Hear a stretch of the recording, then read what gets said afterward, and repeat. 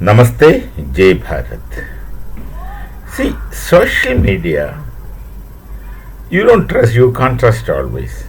Nonetheless, social media gives out news which the other kinds of media, which is no longer so mainstream in practicality, don't give. But social media can give a lot of fake narratives. If you count percentage wise, I think 80% of the social media news appears to be fake. I'm not sure, but it appears in many cases. So there are plenty of narratives that comes. For instance, there are stories that the Pakistani soldiers are resigning. I myself, as a soldier, very trained soldier, I don't know that you can whether resign from your being a soldier or not.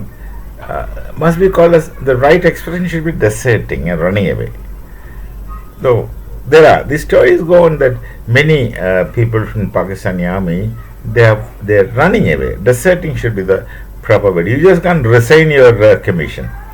I don't think it is possible because you sign you're entering into a covenant with the nation that you are signing in. That's a word. The old Roman expression. You're signing in. Of course, the old Roman expression is always interesting and fun and instructive at the same time. Once you sign in, you're signing in a contract, a covenant. You just can't get back from that. You can't break it. Simple norms of any kinds of contract is applicable to your army engagement or the defense engagement. So this, of course, has to be taken with a pinch of salt, but should be the case that they desert, they run away, they desert. Of course, there are procedures for deserted soldiers which takes its own course. Now, the news that comes is that the Pakistani army, there are Baluchis, there are Pathans, there are Multanis, there are others, but these people say that now we won't fight. If Bharat attacks, we won't fight. If Bharat attacks, you Punjabis go and fight. Now, this kind of narrative I heard. It's interesting to hear that because they are genuinely saying that you Punjabis go and fight because all these things are for Punjabis, all this creation is for Punjabis, all these difficulties and blunders are made and created by Punjabis, and they're looking for an attack from Bharat. They don't realize that attack has already begun. The only difference is that they have not realized that Bharat is involved with them, but not the kind of war which they understand. That their understanding problem is not our problem. They don't understand. They're already at war, or Bharat is already at war with them. These people think war is very primitive kind of war with guns or in their past lives with swords on horseback and or bows and arrows and then guns. Then of course these days they speak a lot of nuclear bomb. I don't know if they understand the implications of nuclear bomb or atom bomb, what they normally call. They don't understand the implication, but whatever may be the case, their concept of war is different. They don't realize that we are already at war with them on different planes. You look at the case. So this is a possibility that Pakistani soldiers who are not Punjabi soldiers are deserting. There's a possibility they are deserting, running away, and many of the Pathans they say you go and fight. At least I heard some videos where the Pathans say, I can't distinguish whether it's a soldier or not because no one was in uniform. They were all civil dress, but they carry the same beard and appearance, and the soldiers also have beard appearance. We don't have. We go by the kind of discipline, except the Sikhs. Otherwise, you can distinguish by his appearance whether he's a soldier or a civilian. Just by looking at his face, you understand his haircut and beard and all those things. That we go by the old discipline. So I heard videos from Pakistani sources that they say that why should the Pathans fight for you Punjabis? You created, you go and fight. We will not.